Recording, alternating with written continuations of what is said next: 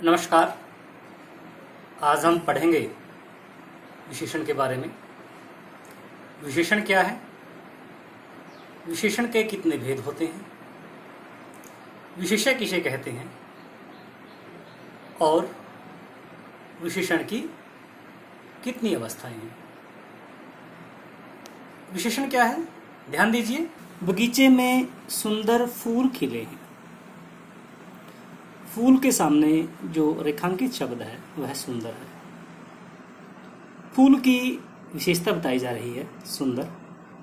फूल के बारे में बताया जा रहा है कि फूल सुंदर है। फूल के बारे में सूचना प्रदान की जा रही है कि फूल सुंदर है। कार्तिक बहुत सुंदर है।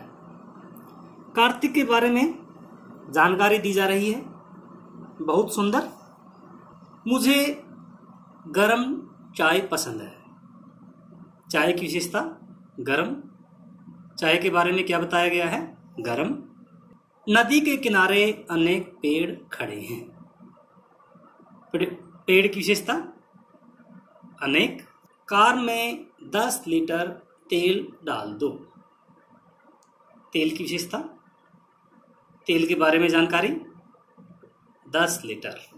यह पुस्तक किसकी है।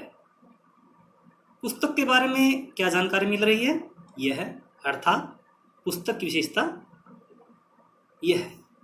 कोई बच्चा रो रहा है। बच्चे की विशेषता कोई। जो शब्द संज्ञा या सर्वनाम की विशेषता बताते हैं उन्हें विशेषण कहते हैं। संज्ञा क्या है, व्यक्ति, वस्तु, स्थान, भाव आदि का बोध कराने वाले शब्दों को संज्ञा कहते हैं। वे शब्द जिन्हें संज्ञा के स्थान पर प्रयुक्त किया जाता है उन्हें सर्वनाम कहते हैं। इस प्रकार से विशेषण क्या हुआ, संज्ञा या सर्वनाम की विशेषता बताने वाले शब्दों को विशेषण कहते हैं। अब हम बात करते हैं विशेषण और विशेष्य की। विशेषण जो विशेषता बताई गई हो, विशेष्य जिसकी विशेषता बताई गई हो। जैसे बगीचे में सुंदर फूल खिले हैं। फूल की विशेषता सुंदर। विशेषण क्या हुआ, सुंदर। किसकी विशेषता, फूल की विशेषता बताई गई है। फूल क्या हुआ, विशेष्य। विशेषण क्या हुआ, सुंदर। मुझे गर्म चाय पसंद है। चाय विशेष्य, गरम विशेषण। ध्यान दीजिए, जो शब्द विशेषता बताते हैं उन्हें विशेषण कहते हैं। जिसकी विशेषता बताई जाती है उसे विशेष्य कहते हैं। मोटा लड़का हंस रहा है। मोटा विशेषण है, लड़का विशेष्य है। बगीचे में सुंदर फूल खिले हैं। सुंदर विशेषण है और फूल विशेष्य है। पर विशेषण, जो शब्द विशेषणों की विशेषता बताते हैं उन्हें परविशेषण कहते हैं। वह बहुत तेज दौड़ता है। वह की विशेषता क्या है, बहुत और तेज। तेज की विशेषता क्या बताई गई है, बहुत। निधि अत्यंत सुंदर है। निधि कैसी है, सुंदर। सुंदर की विशेषता क्या बताई गई है, अत्यंत। सुंदर शब्द है वह विशेषण है। अत्यंत जो शब्द है वह परविशेषण है। मुझे थोड़ा सा मीठा दूध चाहिए। दूध की विशेषता मीठा और मीठा की विशेषता थोड़ा सा।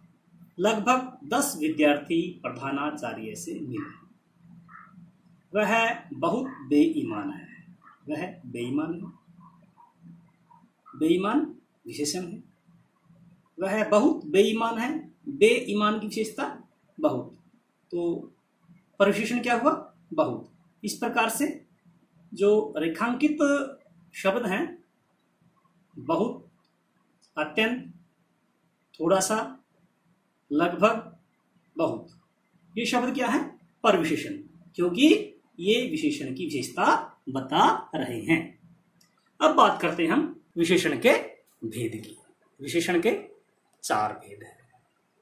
कौन कौन से, गुणवाचक विशेषण, संख्यावाचक विशेषण, परिमाणवाचक विशेषण और सार्वनामिक विशेषण। अब हम बात करते हैं गुणवाचक विशेषण की। ध्यान दीजिए, केशव दयालु है, उसका घर विशाल और सुंदर है, मदन काली कमीज पहनकर स्कूल आया, मेरा छोटा भाई शरारती है, मोहन बेईमान लड़का है। पिछला पाठ याद कीजिए। जो रेखांकित शब्द हैं दयालु, विशाल, सुंदर, काली, छोटा, पिछला, वो गुण, दोष, आकार, प्रकार हैं। गुणवाचक विशेषण क्या हुआ? जो शब्द संज्ञा अथवा सर्वनाम के गुण, धर्म, स्वभाव का बोध कराते हैं उन्हें गुणवाचक विशेषण कहते हैं। विशेषण के गुण, दोष, रूप, रंग, आकार के बारे में जानकारी प्रदान करते हैं।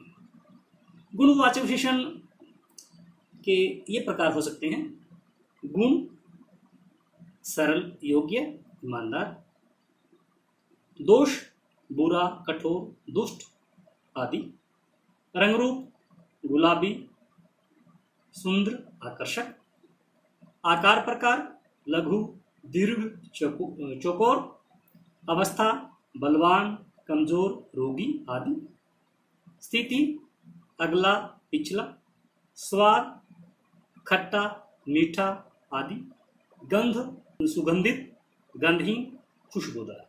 इसके अतिरिक्त और भी गुण, दोष, रूप, रंग आदि के आधार पर हम गुणवाचक विशेषण को बांट सकते हैं। तो गुणवाचक विशेषण क्या हुआ? गुण, दोष, अवस्था, स्थिति, आकार, प्रकार के आधार पर जो विशेष्य की विशेषता बताए वह गुणवाचक विशेषण है। रेखांकित शब्दों पर ध्यान दीजिए। 4 बच्चे दौड़ रहे हैं, मुझे 100 रुपये चाहिए, उसने परीक्षा में प्रथम स्थान प्राप्त किया, दंगों में बहुत से लोग मारे गए, पुस्तक में कुछ पन्ने बाकी हैं, चाय में थोड़ी चीनी डालना। रेखांकित शब्दों में 400 प्रथम, बहुत कुछ थोड़ी, 400, 400 प्रथम ये निश्चित संख्या है, बहुत कुछ थोड़ी अनिश्चित संख्या है। संख्यावाचक विशेषण जिस शब्द से संज्ञा अथवा सर्वनाम की संख्या संबंधी विशेषता का पता चले उसे संख्यावाचक विशेषण कहते हैं। सुरेश ने 3 पुस्तकें खरीदी, सुरेश ने कुछ पुस्तकें खरीदी। 3 निश्चित संख्या है, कुछ अनिश्चित संख्या है। तो निश्चित संख्या और अनिश्चित संख्या के आधार पर हम संख्यावाचक विशेषण को 2 भागों में बांट सकते हैं। निश्चित संख्यावाचक विशेषण जिसमें संख्या निश्चित होती है, अनिश्चित संख्यावाचक विशेषण जिसमें संख्या निश्चित नहीं होती। रेखांकित शब्दों पर ध्यान दीजिए। मैंने 10 क्विंटल गेहूं खरीदा, 10 क्विंटल। कार में 10 लीटर पेट्रोल डाल दो। मैंने 5 मीटर कपड़ा खरीदा। चाय के लिए थोड़ा दूध बचा लो। दूध की विशेषता थोड़ा थोड़ा पर ध्यान दीजिए। इतना काम क्यों करती हो? इतना। अधिक मिठाई खाना अच्छा नहीं। जो 10 क्विंटल, 10 लीटर, 5 मीटर, थोड़ा, इतना, अधिक, ये सभी क्या है? मापतोल है। जो विशेषण मापतोल के बारे में बताते हैं उन्हें हम परिमाणवाचक विशेषण कहते हैं। जो विशेषण विशेषों के परिमाण अर्थात मापतोल के बारे में जानकारी प्रदान करते हैं उन्हें हम परिमाणवाचक विशेषण कहते हैं। परिमाणवाचक जो विशेषण है वो भी 2 प्रकार का होता है: निश्चित मापतोल, अनिश्चित मापतोल। मेरी गाड़ी में 10 लीटर तेल डाल दो। मुझे थोड़ा दूध चाहिए। 10 लीटर निश्चित मापतोल है, थोड़ा अनिश्चित मापतोल है। मापतोल जब निश्चित होगा वह निश्चित परिमाणवाचक विशेषण कहलाएगा। जब मापतोल अनिश्चित होगा वह अनिश्चित वाचक परिमाणवाचक विशेषण कहलाएगा। निश्चित परिमाण क्या हो सकता है? 10 किलो घी, 10 लीटर तेल। अनिश्चित परिमाण क्या हो सकता है? बहुत घी, थोड़ा दूध, जरा सी चाय आदि आदि। अब बात करते हैं सार्वनामिक विशेषण की। विशेषण के रूप में प्रयुक्त होने वाले सर्वनाम को सार्वनामिक विशेषण कहा जाता है। यह घर मेरा है। घर की विशेषता यह है। यह क्या है? सर्वनाम है। विशेष्य घर है और विशेषण क्या हुआ? सर्वनाम यह है। वह किताब फटी हुई है। किताब की विशेषता वह क्या है? सर्वनाम है। कोई बच्चा रो रहा है। ऐसा आदमी नहीं देखा। आदमी की विशेषता ऐसा। ऐसा क्या है? सर्वनाम। तो क्या हुआ? सार्वनामिक विशेषण। कैसा घर चाहिए, जैसा देश वैसा भेष। विशेषण के रूप में जो शब्द प्रयुक्त हुए हैं वे सर्वनाम हैं और वो विशेष्य की विशेषता बता रहे हैं, इसलिए उन्हें सार्वनामिक विशेषण कहा जाता है। ध्यान दीजिए, सर्वनाम और सार्वनामिक विशेषण में क्या अंतर है। मोहन ईमानदार लड़का है। मोहन संज्ञा है। वह कभी झूठ नहीं बोलता। उसके पिताजी अध्यापक हैं। वे 2 भाई बहन हैं। मोहन संज्ञा है। बार बार मोहन मोहन प्रयुक्त न हो, इसलिए उसके स्थान पर वह, उसके, वे प्रयुक्त हुए हैं। ये सर्वनाम है। अब सार्वनामिक विशेषण की बात करते हैं। किसकी पुस्तक चोरी हुई थी। पुस्तक की विशेषता किसकी, और किसकी क्या है? सर्वनाम है, इसलिए है क्या हुआ? सार्वनामिक विशेषण। मेरा भाई दिल्ली जा रहा है। भाई की विशेषता मेरा, और मेरा क्या है यहाँ पर? सर्वनाम है, इसलिए यह सार्वनामिक विशेषण हुआ। उस पुस्तक को उठाकर लाओ। पुस्तक की विशेषता उस यहाँ पर सर्वनाम है, परंतु पुस्तक की विशेषता बता रहा है। जब सर्वनाम संज्ञा की विशेषता बताते हैं उसे सार्वनामिक विशेषण कहा जाता है। अब बात करते हैं विशेषण की अवस्थाओं के बारे में। विशेषण की 3 अवस्थाएं होती हैं। मूलावस्था, उत्तरावस्था, उत्तमावस्था। मूलावस्था बद्ध, उत्तरावस्था बदतर, उत्तमावस्था बदतर। कठिन, कठिनतर, कठिनतम। ध्यान दीजिए, मूलावस्था, उत्तरावस्था, उत्तमावस्था। कोमल, कोमलतर, कोमलतम। उच्च, उच्च मूलावस्था है।